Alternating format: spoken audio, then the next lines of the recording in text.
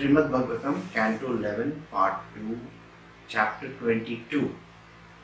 We had finished last week on 34 verse 34. So today we are going to do 35, 36 onwards. Now I will just give you an idea about verse 34 from chapter 22, that is elements of material creation. The idea that the world is real or the world is unreal is supposed to be going around in most of our scriptures. Some people say that the world is real. Some people will say the world is unreal and it is full of Maya. So what is real and what is unreal? And everybody comes up with their own speculations. They come up with their own ideas and they have this, that everything that is happening to us is either real, I can feel it, I can experience it, I have this issue of, I am going through my pains, I am going through my troubles. This is what everybody says on one side. And on the other side, there are people who will say, this is all unreal. Nothing is happening. You are just going through a dream. And this dream is like a daily occurrence. It is there today and tomorrow it will not be there. This is another person talking. So the first person says that I am suffering, I have pain, I have problems, I have this, I have that. And the other person says that it is not such a great deal because everything is just an illusion. But in both the cases, there is one important thing they are missing. And what is that important thing? The one important thing that they are missing is addressing the divine. They have completely forgotten the true self and the divine, and they are talking about themselves. Everybody speaks about I, me, myself. I am the sufferer, I have a problem, my world is crashing, my world is having a problem, there are so many issues in my world. And the second one says, the world is an illusion, nothing is happening. It is there today, tomorrow it won't be there. And both are bothered about what is happening to them. Whereas the truth is, they have forgotten the divine. What is the divine? Now we are going to address this question from 35 verse onwards. So we are doing Srimad Bhagavatam Canto 11 Chapter 22 Elements of Material Creation verse 35-36. Now this is the question which Uddhava is going to ask. Sri Uddhava said, O Supreme Master, the intelligence of those dedicated to fruitive activities is certainly deviated from you. Please explain to me how such persons accept superior and inferior bodies by their materialistic activities and then give up such bodies. O Govinda, this topic is very difficult for foolish people to understand. Being cheated by illusions in this world, they generally do not become aware of these facts. So continuing from the last verse, Shri Uddhava, that is Uddhava is the, a Yadava. Yadava is the race from which Uddhava, Sri Krishna and all these people come from. So Uddhava is asking Krishna, see from the last verse itself, whatever that you have said, I have understood. Why is it that people get deviated from this? Why is it that people forget the divine, and why is it that they get attracted towards their own issues and the world's issues so much? They get deviated, they overlook you. And why is it that these kind of people get more and more bodies to come back again and again? Now, Krishna is going to explain this in a very unique fashion. And Uddhava Gita is based on this information. What we are doing is Srimad Bhagavatam and the chapter, so many chapters have gone by. This text is called Uddhava Gita. It is a complete scripture by itself. If you are to just do Uddhava Gita, you don't have to do any other text. If you just do Bhagavad Gita, you don't have to do any other text. But Bhagavad Gita is a very tiny book. It's a very tiny book comprising of 18 chapters, maybe hundreds of verses, that's it. But Uddhava Gita is slightly more elaborate and it gives a certain more understanding about the subject. So now let us see what he says. So Uddhava is asking, then why do these people, the one who keeps on saying, I am suffering, I am suffering, I am suffering, and on the other side, the person who keeps on saying, this world is an illusion and I am lost in this illusion, there is Maya, God's Maya is all around me. Both these people have completely lost connect with you, with the divine. So, do they get into this cycle of birth and rebirth again and again? And these are foolish people because they do not understand the truth. So can you please explain to me about this?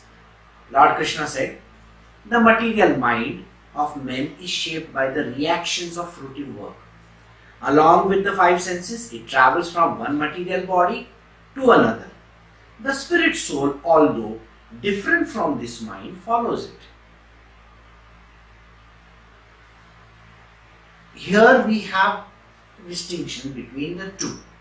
One is the mind, the material body on one side, and second one is the spirit soul. Spirit soul is Jeev Atma. We have already discussed before that Atma, that means the soul, is not there in existence per se, but for the purpose of understanding we have created an entity called a spirit soul. It is what we should term it only as a spirit.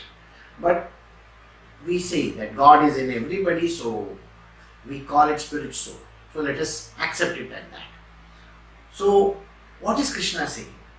The material mind of man is shaped by the reactions of fruitive work. We are constantly doing some kind of a work. Now let us say there are people in this world who are politicians. Now what are they doing?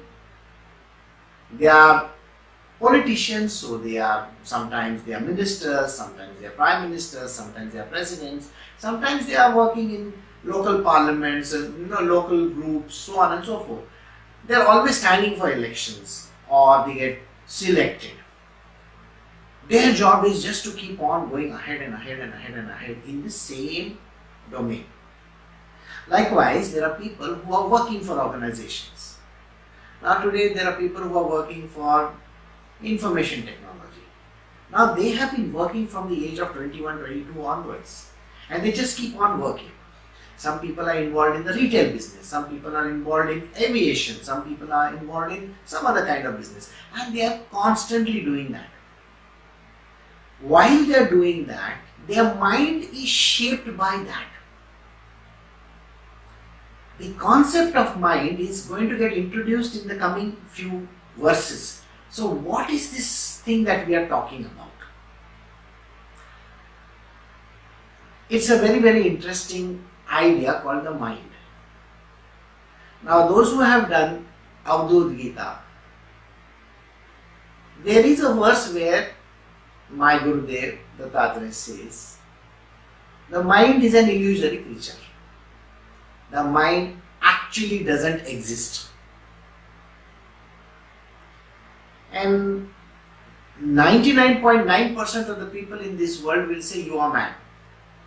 Mind exists. I have a mind. I have a thinking mind. I think in my mind.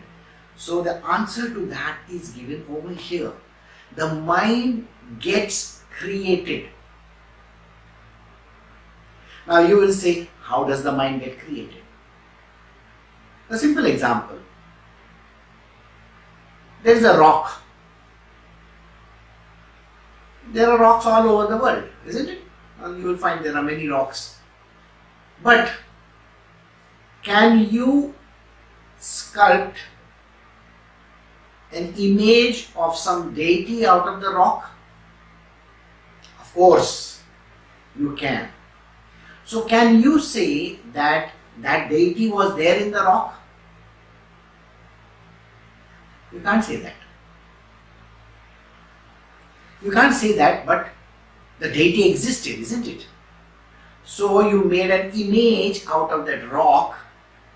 So was the rock having the image, or did the image come after you sculpted it?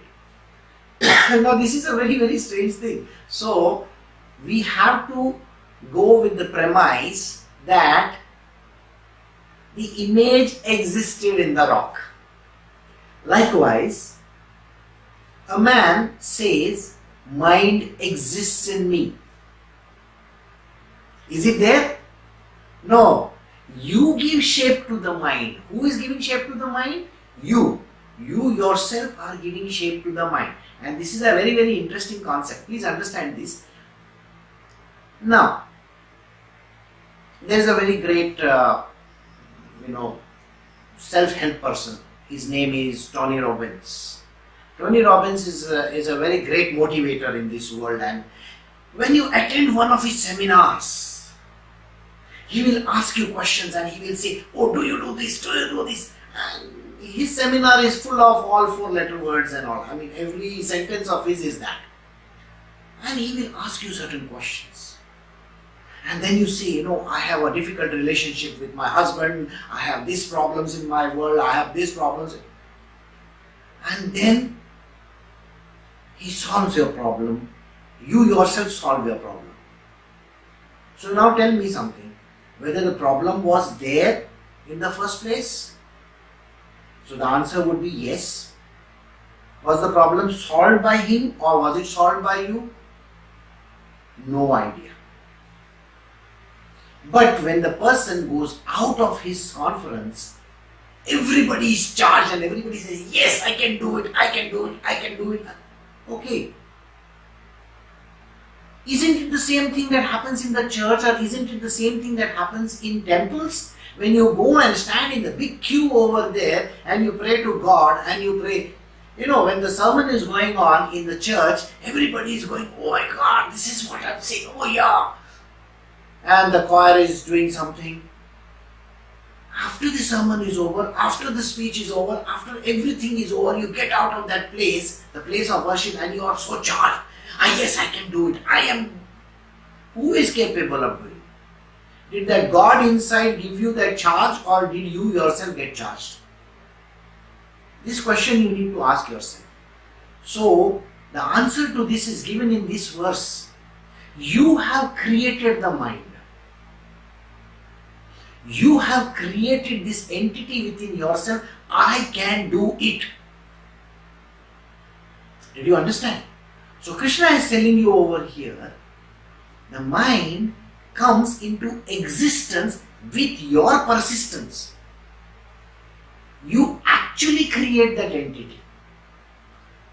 One more example I will give you. You see, in a school, sometimes you have the singing competition or some kind of a debate or some kind of a elocution going on, and in that some people will say, hey, come on, you go and sing. And they say, no, I am not going to sing. But no, you can speak, you can sing, you are very good at it. And you keep on saying, no. And suddenly, one of your friends pushes you in front and says, come on, you go and sing. Or you go and talk. And then you stand over there, trying to do all kinds of things. And then suddenly, and then you spout magic. What happens to you? You start singing, you start talking, and you give a speech, and the whole class is having pin drop silence. Everybody is listening to you. Your teacher is also very much, entranced by what you are saying. Then what happens? And then you realize that you can speak. So was the ability in you? And was it someone outside who pushed you to understand that you are capable?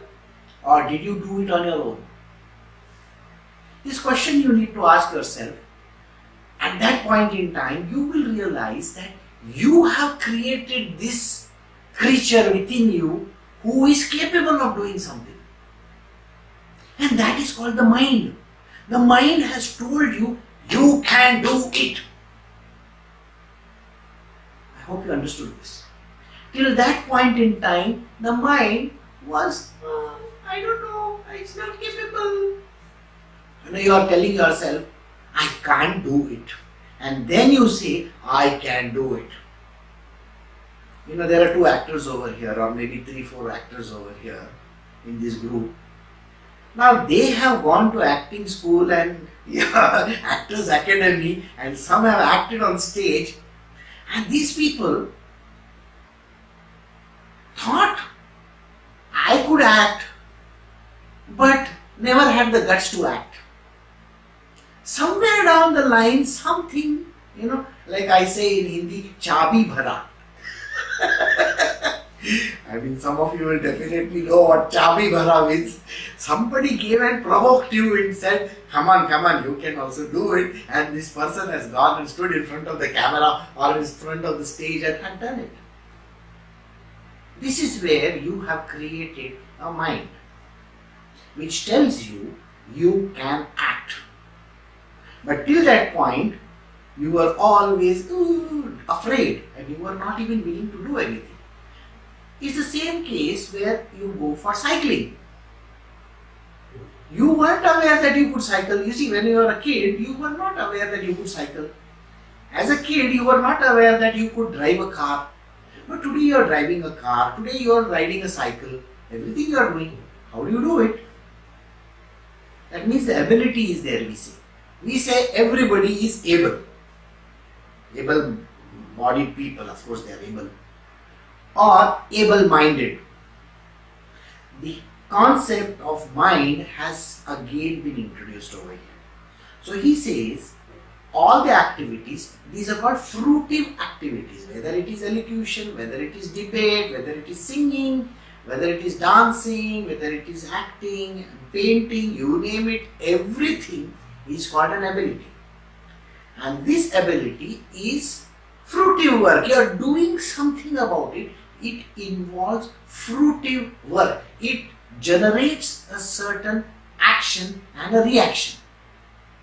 It's a fruitive job. So this fruitive work shapes your mind. Okay? How does it shape your mind? Let us say you have started drawing something. Okay? In the initial stages, your art is pathetic. Nobody wants to look at it. I'm sure those who have seen Salman Khan draw will understand this. Being human. Okay? Everybody understands, that, somebody's drawing is not good. But as you grow, as you try to understand more and more, you become a good painter. You become a great artist. Similarly, when you are doing something in life, let us say you are attending a particular, job. First day on the job, everybody is going to bully you. Everybody in the office is going to come and bully you and say, hey, you don't know where you have joined. This is a horrible place. This is not a good place. But then you persevere. And when you persevere, you continue with that job for some time. At the end of the month, you have realized that you have a lot of problems which you have to overcome. And as you proceed further and further, you will find that at the end of the year, you have become an expert. When you started, you wanted to do all the jobs over there. You see?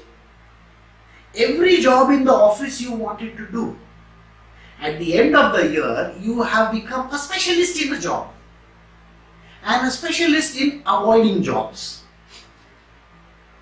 You understand what I am saying? Specialist in avoiding jobs. There are lots of these people who will come, hey, come on, you do this for me. And you know very well to tell him, sorry, I am busy. I have got other job to do. You see, boss has given me this to do. I have to finish it at the end of the day. How can I do this job? But do you remember yourself at the beginning of the year when you started the job, you wanted to do everything over there. Now what has happened? Have you become an expert in something? You have told your mind something. ये सब जो है, all these people around you are फुकट company. They are free. freeloaders as you call them, freeloaders. They want to get their job done and they will give it to you. So, come up with reasons why you cannot do the job. I told you about office. Even in marriage, it's the same thing. You see, when a person gets married, enthusiastically, one of the spouses is willing to do X, Y, Z, all kinds of things. Say the man is very chivalrous, he will pull the chair for his wife in the beginning, of course. And he'll say, oh, this is tea for you. He will do all kinds of things. He will hold the bag. When they go shopping, he will hold the bag. After that, what happens? Maybe a year or 6 months or 8 months down the line, he will say, I'll sit in the car, you go and get your stuff. Is that so? I'll sit in the car, you go and get your stuff. And when the baby comes, what happens? I have extra work in office. I'll be coming very late. Why is he coming late? Because he doesn't want to change the diapers. He doesn't want to do anything. Or maybe it's the other way around. The wife says, I'm going for some 7 days with my team to some other place, so please take care of the baby.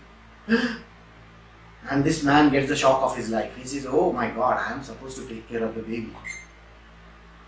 Just imagine, in those 7 days, the baby gets so much used to him that after that, the baby says, Dada, I want you to do this for me.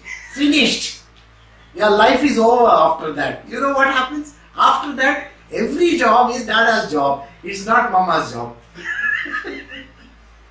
It is such a common phenomenon in this world. You have to realize this.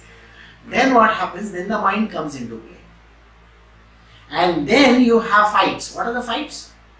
The fights are, I am doing everything, you are not doing anything. Isn't that so? In our life we have this kind of situations, and this is created by this materialistic mind. The fruitive work shapes our destiny, shapes everything in our life. This is, now the mind has got assistants. You know assistants? All the secretaries and everybody around. Who are those? The 5 senses. Huh? These 5 senses are traveling along with the mind. Or should I say the senses are traveling with the mind. They are going along together and they shape our destiny. Now, what do? They control everything that happens around us. The database is stored within. Now think, what did I say? In the initial stages, you were doing everything. After a few months, you are not doing anything except what you should be doing. That's it. Now what happens after that? You have sanctioned yourself more and more lives. And every time when you die, you are carrying forward the database from the previous life. So I will elaborate over here how this happens. Now, last week also I talked about Weinstein. This week I am not going to talk about him. I am going to talk about other people in this world. Okay? Now, there are 15 more people who have come up in this last 15 days time. Okay? What happens to them? Now, there is a very great actor. I don't want to name him. Now, this actor says, oh, when I was doing this particular episode, there was this young boy. And this young man today, who has become older, has come out and told the world that this is what this great actor has done to me when I was a young person. And this great actor has publicly said sorry. He says, I'm sorry, I don't remember what has happened. I want you to think very carefully. Let us say one person, this older person today, has molested this other person when he was just 16 years old. Just think about this. As per the law of karma, what is the judgment that you will give to this person? The answer is, you will say, oh, he should be put in jail, he should be behind bars. But does that solve the problem? No, it doesn't solve the problem. The problem still exists because that young man was just 16 years old and this person was an elderly person. How is the equation there today? You mean to say that this person should do something to that person now? No, that still doesn't solve the problem. So it creates a loop in the system. The loop is this person who is 16 and this person who is maybe at that time 35 years old will have to reverse. Reversal of roles. But then, how can this person who is 35 become 16 again? It is not possible in this life. So, it has to be another life where the reversal of role has to happen. So, this person who is 35 will now have to become 16-year-old in some life of his, and this person who was 16 will have to become a 35-year-old in some life of his. And then the reversal of the role happens and then the equation is settled. Doesn't that translate into multiple lives? Think about it. A child which is born lives for 1 year and dies. How is this possible? Maybe somebody has killed that child. How can that child equate with that person? Not in that life then, it has to be in some other life. So do you see that these fruitive actions, that means what? Fruitive action was, first one was rape, second one was murder. These fruitive actions have to be fulfilled in some other life. And that is the reason why every man creates karma. And this karma is embedded in the system. It's written, hard-coded.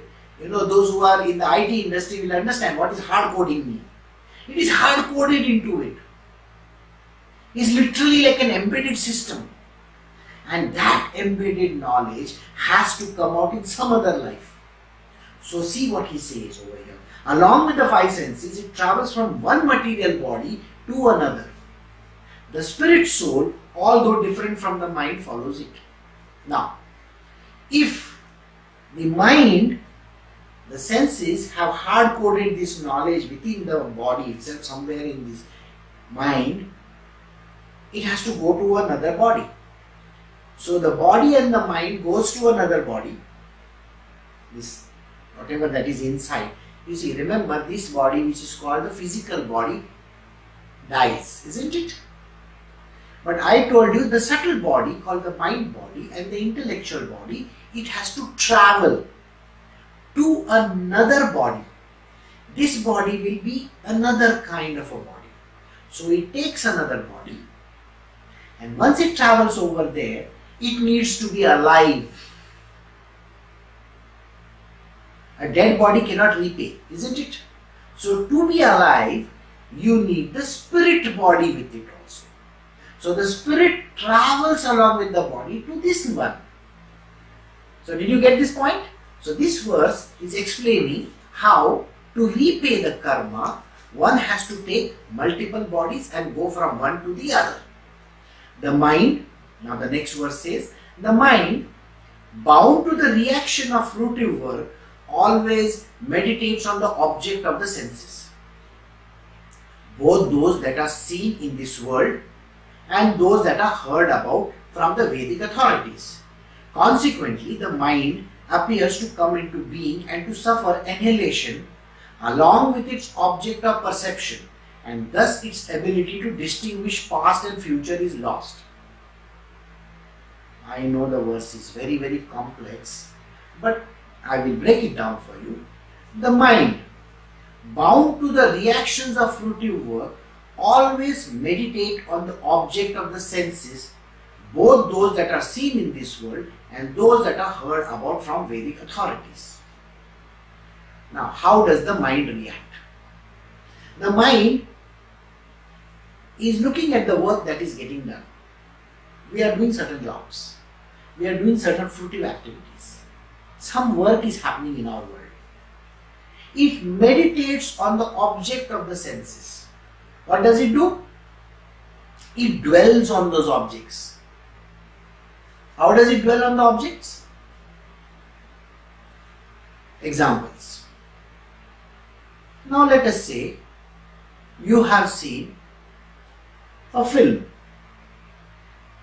or maybe you have seen a serial, and in that serial you have seen a very beautiful person or a very dangerous person. You know, this is Halloween. And in the Halloween everybody gets scared, literally. I mean, you're supposed to scare everybody. So now you have seen a movie.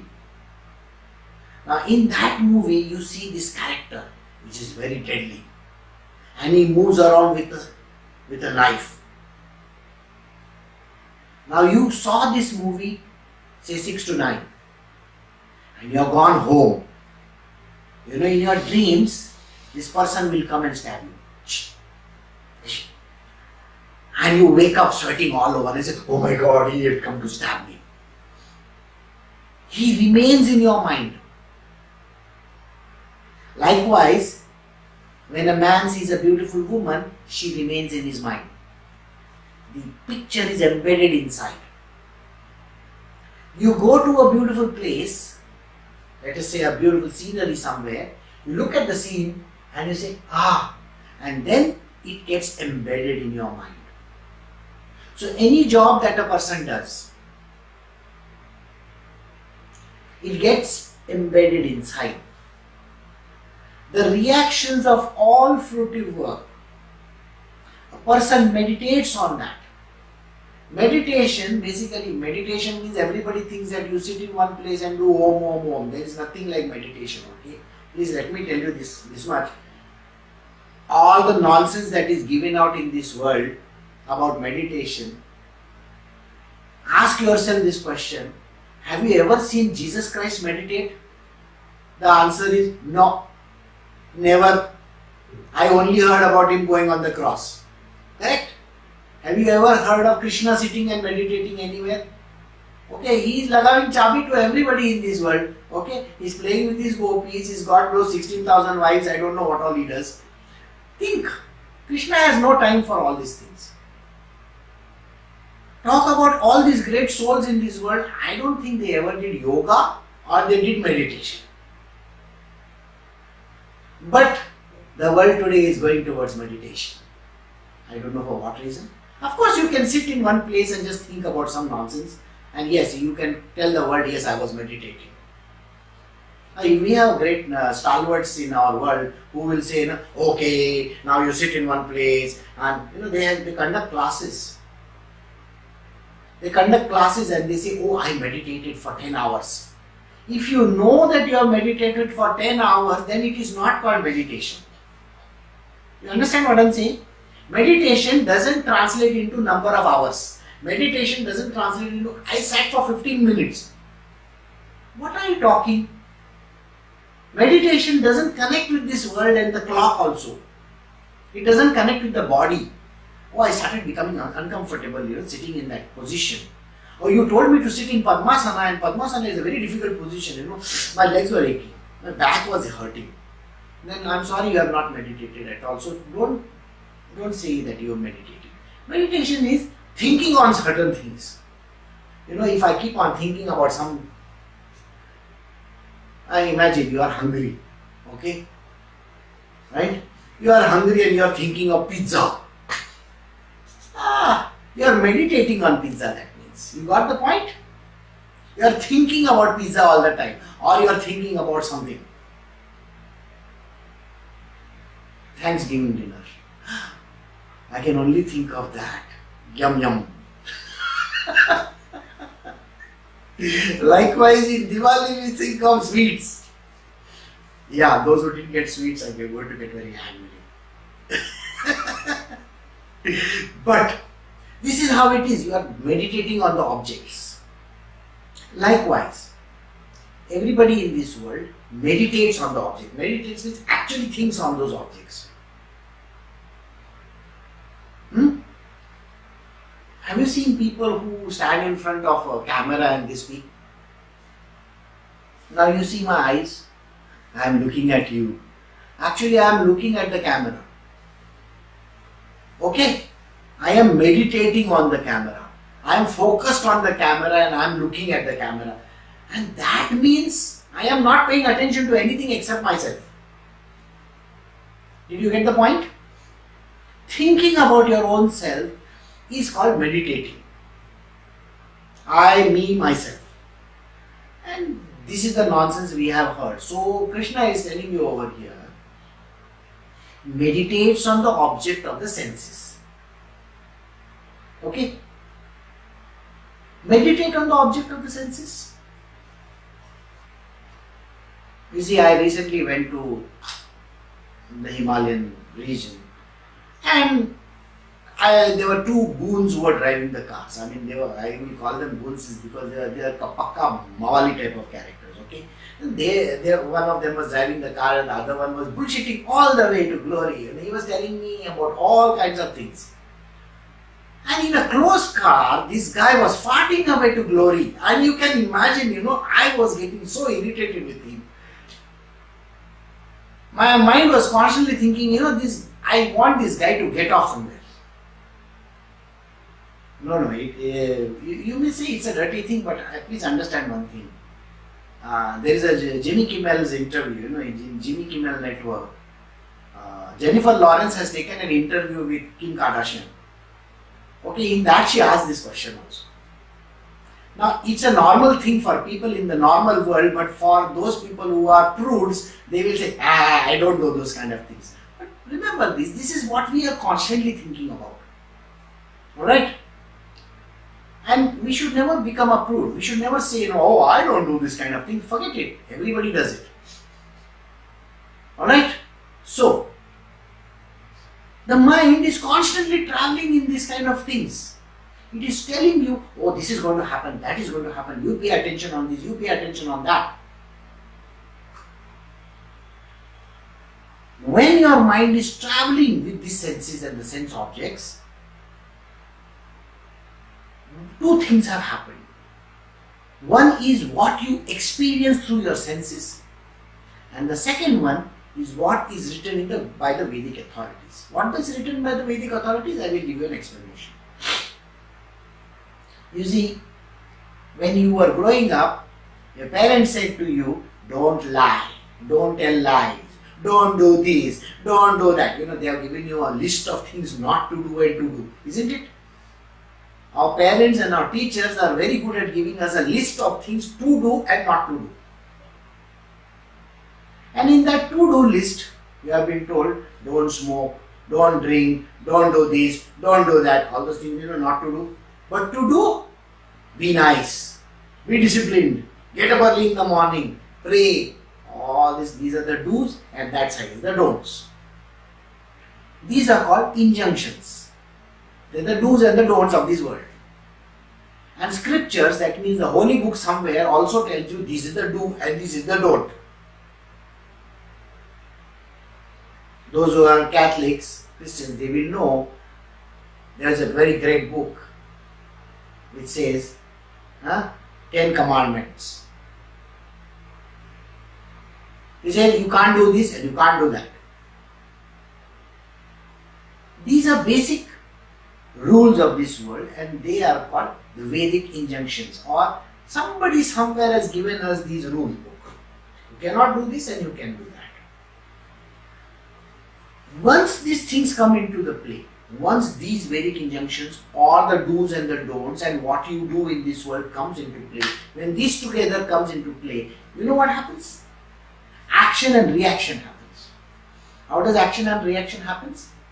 The do's and the don'ts will tell you, you are doing something wrong, you are doing something wrong, your mind tells you this. Isn't it? Huh? Imagine you are gone to a hotel. You are gone to a hotel and it's a nice 5-star hotel that you are staying over there for the weekend, and first day they give you a toothbrush and all, and then they give you a soap, then they give you some shampoo, something like that. And you like the soap and you like the shampoo and you put it in your bag. And you tell the guy who is, coming to your room, can you give me an additional? When you are leaving the hotel, you are thinking, I have taken 2 bottles of shampoo, I have taken 2 soaps from there. Oh, you have taken so many things. And the thought crosses your mind, is it right or is it wrong? Do you understand this? Did I do the right thing or did I do the wrong thing? This is what our mind tells us. It is called Vedic injunction. The rule book says you can't do it, and you have done it. Those who have gone to the loo, they know that there are a pile of, napkins and stuff like that, over there. Invariably, there is a person who will pull 10 of them out and put them in the bag and go out. Why? No, I want to, when I am going out over there, I will use it. But it is not meant for taking home. It is meant for keeping over there so that people can use. It's the same thing when you go to a McDonald's or a KFC or some such place. If they give you 1 paper napkin, you will say, can I have 4 more? Why do you need 4 more? Maybe your face is so big that you want to clean it with 4 napkins. Think about it. And at the end of it, basically this is what people do. They will pack the stuff in their bag. Right? And there is one instance where I had gone for, I was staying in some hotel in Dubai, and there was this Chinese lady, and morning breakfast was free. Like when you pay for the hotel, the breakfast is free in some places. And this woman, what she did? There were boiled eggs. She pocketed those boiled eggs, 4 or 5 of them, she put them in her bag. And this fellow who is seeing from behind, the steward over there, he comes and he says, madam, you are not allowed to take this. And she is talking to him in Chinese, so that fellow will not say anything. And finally he had to tell her, no, you cannot take those boiled eggs with you. Now think about it, you might have taken 2 or 3 boiled eggs like that, some fruits, you have pocketed them, you have put them in your bag and gone out of that place. Doesn't it, go in your head, oh, I must have done something wrong. Now this act, which we say as right or wrong, I have still not said the right act. The right act would be, you will find that you have gone for a race, and now this is a paraplegic race. Paraplegic Olympics, I'm sure you know. And there is this young boy who is running and he suddenly falls down because he is paraplegic. So you go in the field and you make him straight. And then he goes running. And then you cheer him on. Yeah, come on, you can do it. And finally the boy crosses the line. Are you happy about it? You helped him. Now this is the help that you have given, so you are very mighty pleased about it. You are patting your back and saying, oh, you have done a great job. This work which you do, this action which you do is called fruitive action. Fruitive action, and they are governed by the do's and the don'ts of this world. So one is a right action and one is a wrong action. And both these actions, they are either you think about it yourself or some authority somewhere has told you this is right and this is wrong. When you think about the action, I have done something nice, or I have done something wrong, that is the time mind was created. Did you understand this? Mind took birth at that point in time.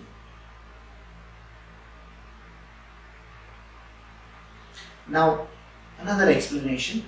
Mind takes birth and mind doesn't take birth. You see, when you are driving or when you are walking, you suddenly see something. Maybe you see a dollar lying on the grass over there. You pick it up and you put it in your pocket and you don't even think about it. Or maybe when you are walking down the street, you see a poor man and you give him $5 and you give him some money. And you don't think about it.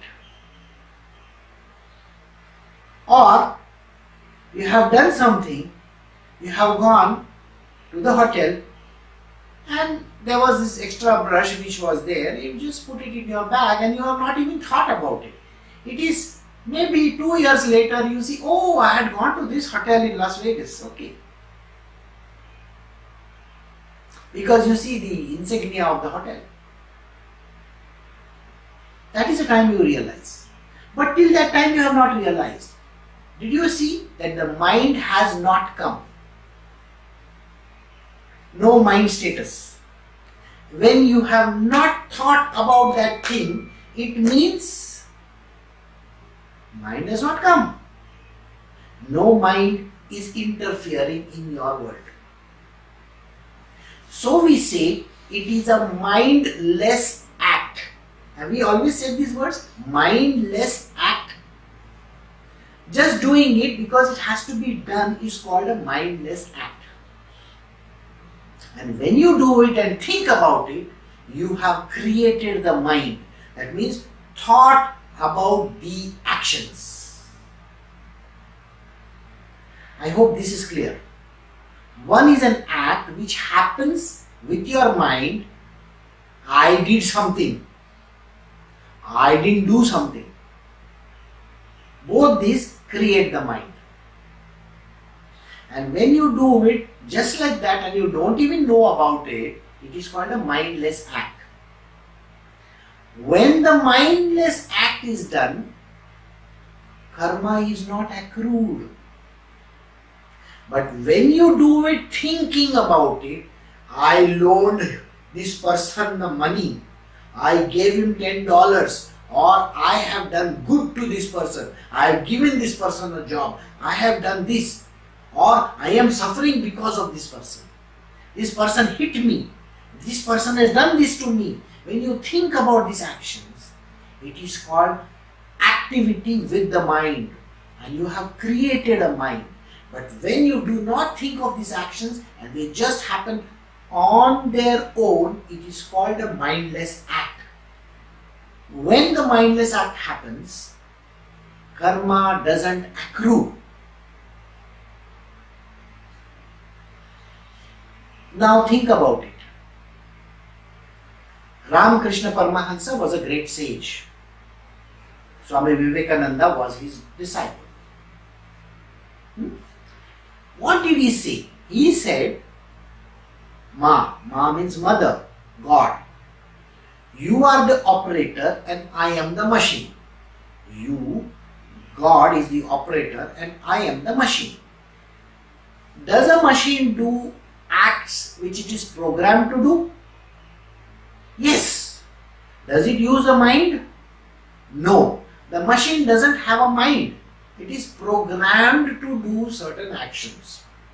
So in this world, if you are programmed to do certain actions mindlessly, it doesn't accrue any karma. This is a very, very deep philosophy. Please understand this. Actions which do not involve your mind and are done as a normal flow of activity doesn't accrue karma. So, if there is no karma accrued, then future lives do not come into play. It's a very natural thing, isn't it?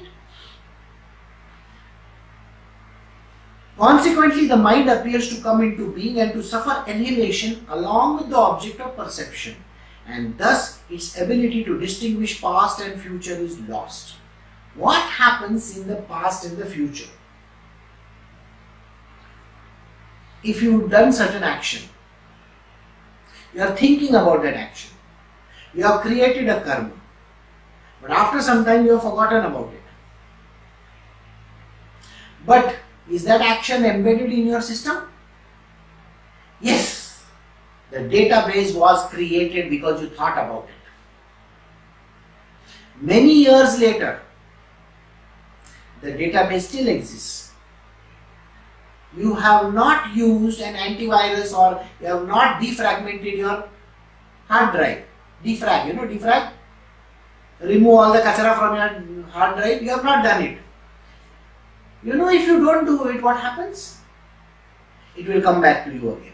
Isn't it? So this hard drive which a human being has, which is what we call as the mind, it has everything embedded in it, which is written, hard-coded. If it is hard-coded, it is going to continue in your life again and again and again and again. What is the solution? I told you the solution just now. Defragmentation. Defragmentation, or you can go and clean the system. Now, who can clean the system? So, the person who is involved is called the guru. He is an expert in cleaning systems, okay? His job is that only. What does he do? You take him, he's like a person who is like a laundromat. Laundromat, you give your clothes over there which are dirty and they will come out clean. So he is a laundry person. Alright? He is a person who cleans the whole system up for you. So the reason why a guru is involved over here is because of this. Normal human beings don't know how to get out of these actions and these acts. And they have accumulated. Now think about it, In this life, if you have a million acts done, actions which you have thought about, what about the previous lives? The previous lives have a million and a million and a million and a million, and by the time you total it up, it would have crossed a trillion. And those actions have to be repaid, isn't it? So that means, have you not sanctioned yourself multiple lives? And this is why the reason why we all get rebirth is because of this. We have to repay. Repayment has to happen. Somebody asked me a question. If I say I have gone bankrupt, does that onus go away from me? I told this person, I said, see, bankruptcy may be there in the United States or other countries, but in India, if the man has some loans or something like that, if they don't pay, then their children have to pay. And if the children cannot pay, then their children have to pay. There is nothing like declaring bankruptcy in India. Got it? Somebody has to pay for it. In the same way, in USA, they have declared bankruptcy. Somebody has declared bankruptcy. There are a lot of stringent rules over there. And these rules come into play.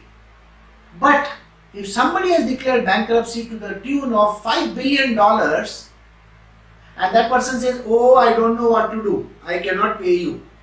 What happens to those people who have done that? Do you remember that Sally Mae and that big issue that happened? Those two agencies, and then there was the crash in the Wall Street. Very, very much in your memory. What happened to those homeowners? What happened to the people, those who had taken loans? What happened to the people, those who were given loans? What happened? Did they ever get paid? Please understand. This world is a place where equalization has to be done. Both your balance books, your account books, you know other account books? There's a chief accountant somewhere, Here you have to balance your books. Your debit and credit have to become nil. Nil on this side, nil on this side. If you don't do that, it continues. Then we call it an ongoing account. You need to settle your accounts. Accounts have to be settled, even if it is 1 rupee or $1, you still have to settle your accounts. And this account settling has to be done. So, the person may forget he has done something, may forget a lot of things, but it has got embedded in the system. And once it is embedded in the system, there is no way out of the system. You have to pay for it. How many of you are fans of Star Wars? A lot of you are fans of Star Wars. Our great friend, who was there in the first episode, is now somewhere in some mountain. He is doing meditation over there. Princess Leia is dead, by the way. But here we are talking about this great guy, and he is somewhere in the mountain doing his meditation.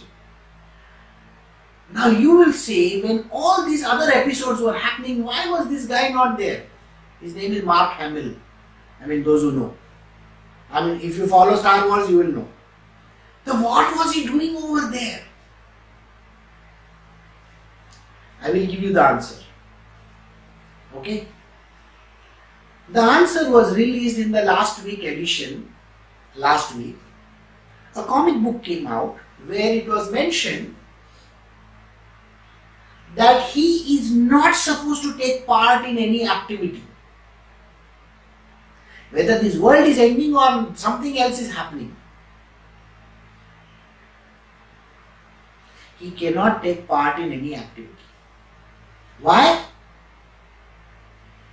Just like our Babajis in the Himalayas, those who go on the spiritual path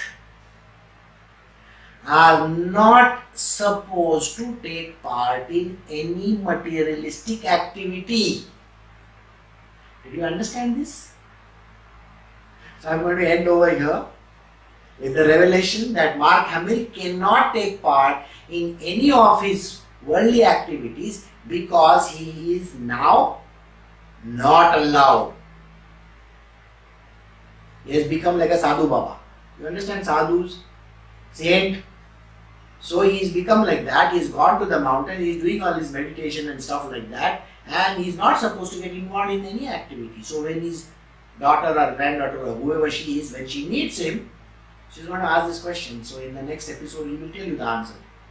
Before that, I have already told you. Because you see, that comic book was telling the answer.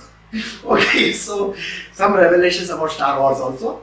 So I am going to stop over here and we will do a small recap about what happened in 2 minutes. First and foremost, what we started with was called the mind doesn't exist. But the mind gets created when human beings interact, react. They come into some kind of a fruitive work. They do certain actions and then the mind comes into play. When a man thinks about an action, it creates a loop in the system. Every action has to be repaid back. So there are two kinds of things which you have to remember. Any action that is done with the mind at play has to be repaid. It is called karma. Any action which is done without the mind into play is not a fruitive action, it's a natural action. It doesn't involve karma. So we are going to end over here and I will see you all tomorrow.